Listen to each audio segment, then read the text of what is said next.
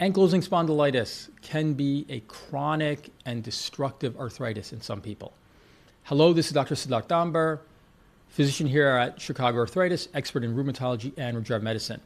Comment on one of my posts about ankylosing spondylitis is about how he had pain since he was 18 years old, which progressed and eventually was diagnosed with ankylosing spondylitis, was originally missed when he was younger. And now he's in his mid-50s. He's got a lot more spine issues, a lot more chronic pain issues. And it's very sad and disheartening to hear that. Ankylosing spondylitis is a condition that, if left untreated, in many patients will progressively get worse and worse and worse. So ideally, you should get diagnosed at an early stage and treated with disease-modifying treatments and biologic treatments to prevent progression, stop inflammation, and really prevent the kind of morbidity and problems this individual has had. And even if you've had more progressive disease, treatments can still actually be beneficial. They can't reverse the clock and put you back to where you were when you were 18, but they can still help.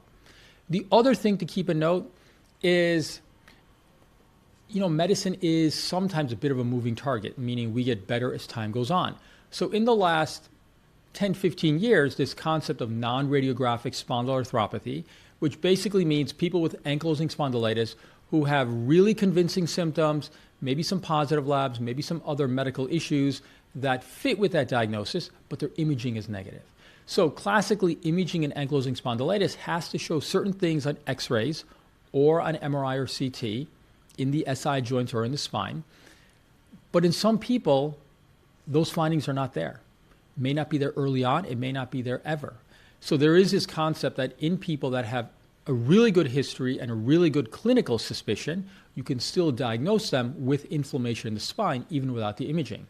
And treating them makes a huge difference. That's more of a recognition over the last 15 years or so in rheumatology. The other thing to keep in mind is that in some people, things evolve over time. So even if your imaging is negative at one time, if you repeat the imaging a year later, there may be some early signs, and getting started on treatment makes sense at that time.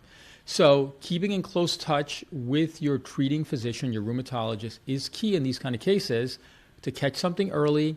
And if it's unclear what you have at an early stage, it may become a little bit more clear later on so that you can get started on treatment earlier. In this individual's case, I feel very bad for him. He's suffering. I hope he's able to get some relief and improve his quality of life. And for the rest of you, get checked out early, get treated early. It'll make a big difference.